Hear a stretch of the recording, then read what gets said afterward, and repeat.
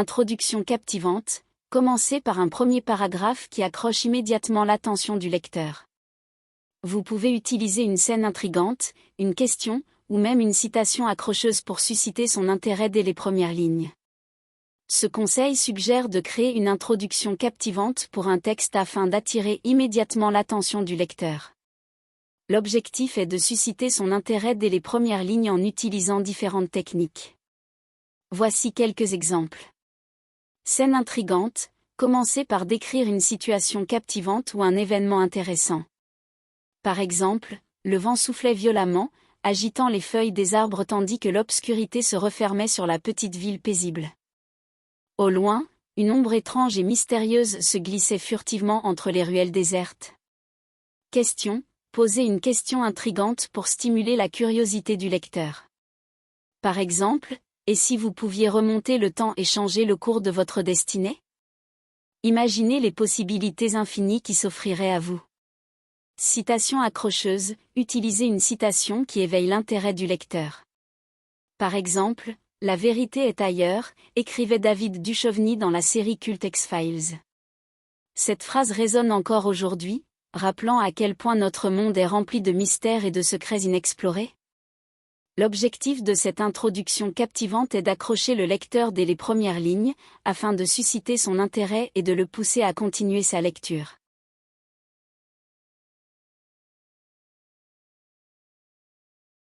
Développement du contenu, le corps du chapitre doit être structuré de manière logique.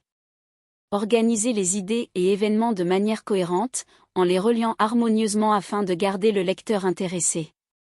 Veillez à ce que les transitions entre les différentes parties du chapitre soient fluides. Ce conseil signifie que lorsque vous rédigez le contenu d'un chapitre, il est important de le structurer de manière logique. Vous devez organiser vos idées et événements de manière cohérente, en les reliant harmonieusement afin de maintenir l'intérêt du lecteur. Veillez à ce que les transitions entre les différentes parties du chapitre se fassent de manière fluide, c'est-à-dire que le passage d'une idée à une autre se fasse naturellement et sans interruption brusque.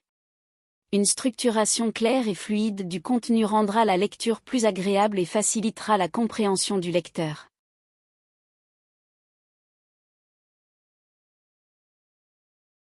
Alternez entre des moments d'action et des moments plus calmes pour maintenir un rythme équilibré. Des scènes d'action intenses peuvent être suivies de moments de réflexion ou de dialogue plus intimistes. Cela permet au lecteur de respirer tout en maintenant son intérêt intact.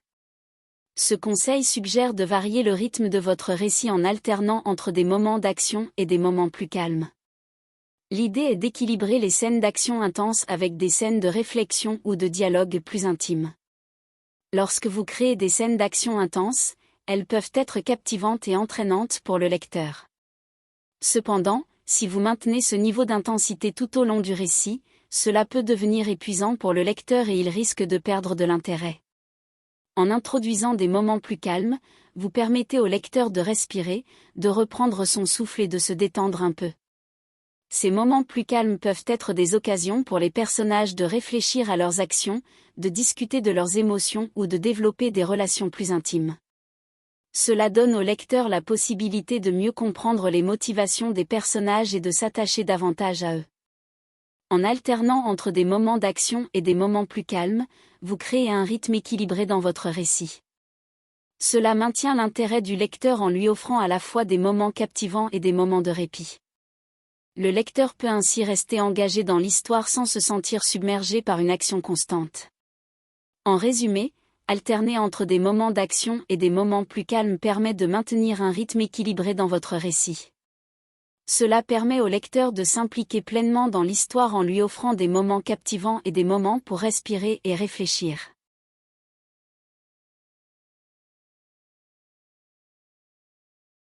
Clarté et concision. Évitez les digressions excessives ou les descriptions trop longues qui pourraient ralentir le rythme du chapitre. Soyez précis et concis dans votre écriture pour garder le lecteur engagé. Faites en sorte que les événements et les émotions soient clairement compréhensibles. Ce conseil signifie qu'il est important de maintenir un style d'écriture précis et concis afin de garder les lecteurs captivés. Évitez les digressions trop longues qui pourraient éloigner les lecteurs du sujet principal ou ralentir le déroulement de l'histoire. Il est également recommandé de ne pas fournir des descriptions excessives, car cela peut alourdir le rythme de lecture. Il est préférable d'écrire de manière concise et d'utiliser des mots précis pour transmettre les événements et les émotions d'une manière claire et compréhensible pour les lecteurs. L'objectif est de captiver l'attention du lecteur tout au long du chapitre et de lui permettre de suivre facilement l'histoire sans confusion ni ennui.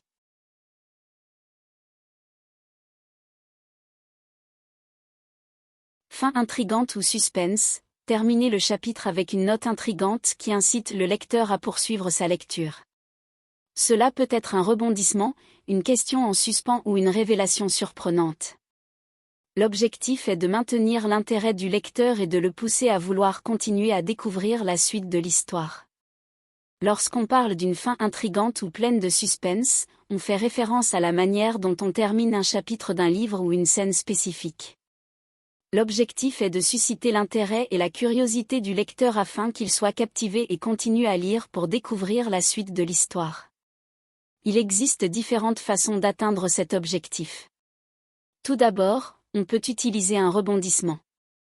Cela signifie qu'à la fin du chapitre, quelque chose d'inattendu se produit, un événement qui prend le lecteur par surprise et le pousse à vouloir connaître le dénouement. Par exemple, si le personnage principal se trouve dans une situation dangereuse, on peut terminer le chapitre avec l'arrivée inattendue d'un allié ou d'un ennemi, créant ainsi une tension et une incertitude quant à ce qui va se passer ensuite.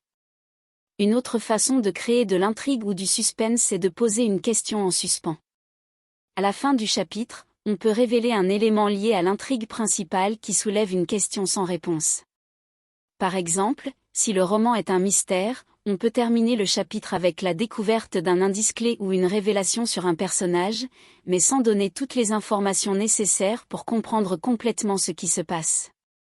Cela pousse le lecteur à continuer à lire pour obtenir les réponses à ces questions. Enfin, une révélation surprenante peut également être utilisée pour engendrer de l'intrigue. Si à la fin du chapitre, une information choquante ou inattendue est dévoilée, cela peut intriguer le lecteur et le pousser à en savoir plus. Par exemple, si un personnage révèle une double identité ou des motivations cachées, cela crée un sens de l'intrigue et de la curiosité quant à la façon dont cela va influencer le déroulement de l'histoire.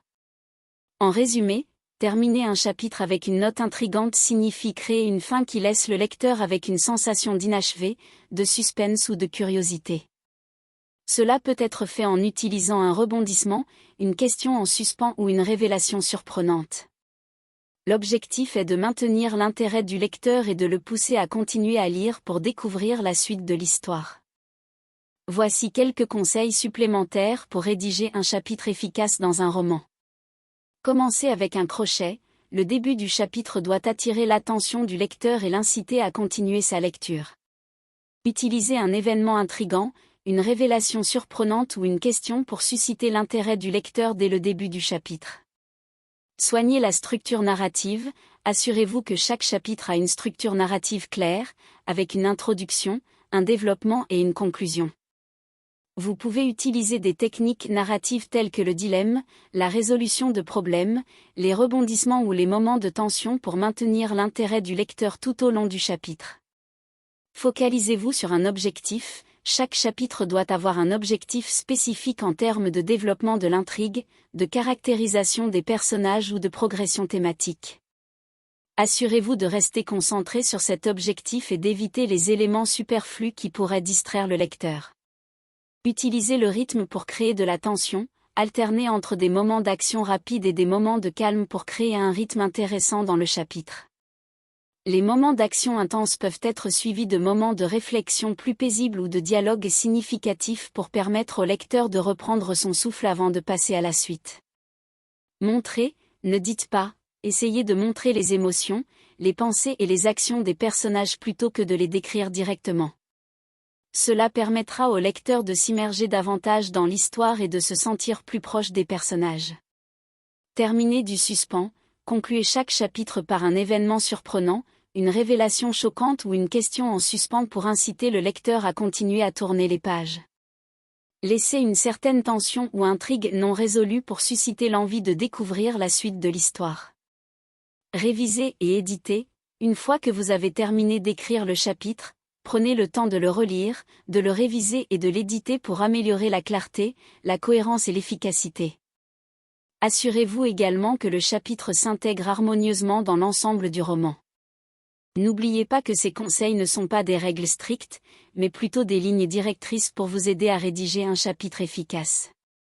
Laissez place à votre créativité et à votre style personnel tout en gardant à l'esprit les attentes et les intérêts de vos lecteurs.